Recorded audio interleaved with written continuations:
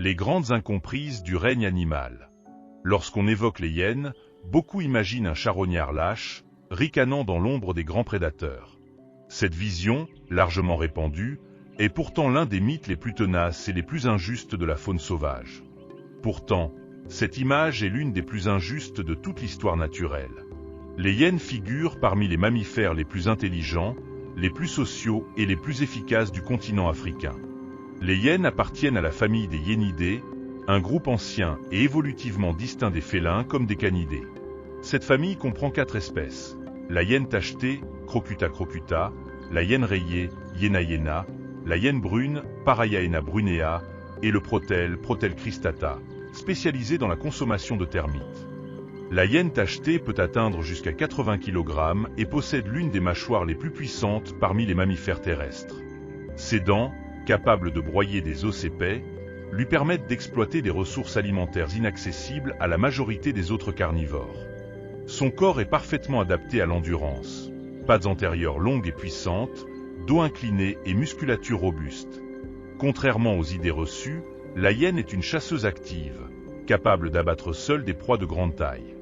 Les hyènes vivent au sein de structures sociales complexes appelées clans, pouvant rassembler jusqu'à 80 individus. Ces groupes sont dirigés par une femelle dominante, au cœur d'un système matriarcal strict, un mode d'organisation rare et remarquable parmi les grands carnivores. La communication chez les hyènes est particulièrement sophistiquée. Elle repose sur une large gamme de vocalisations, dont le célèbre « rire », mais aussi sur des postures corporelles précises et des signaux olfactifs complexes. Leur intelligence sociale est comparable à celle des grands singes ou des dauphins. Les hyènes occupent une vaste partie de l'Afrique subsaharienne, ainsi que certaines régions du Moyen-Orient et de l'Asie.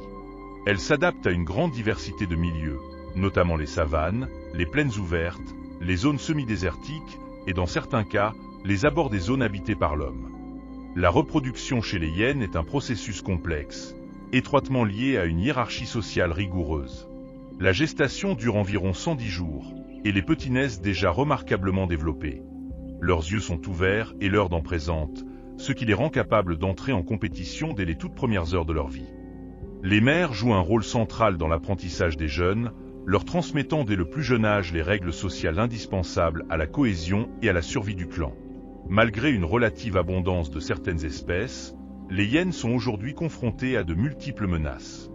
La destruction des habitats, les persécutions humaines, les empoisonnements et les conflits avec l'élevage menacent directement la hyène brune et la hyène rayée.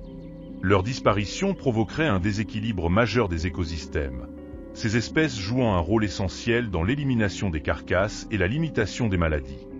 Les hyènes jouent un double rôle essentiel. Elles sont à la fois des éboueurs naturels et de puissants régulateurs de population. En éliminant les carcasses et en recyclant la matière organique, elles contribuent à la santé des paysages.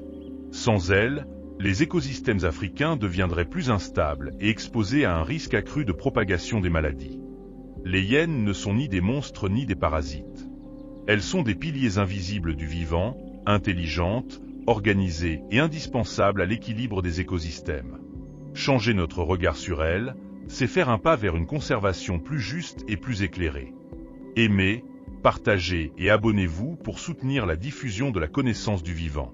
Comprendre la nature, c'est déjà la protéger.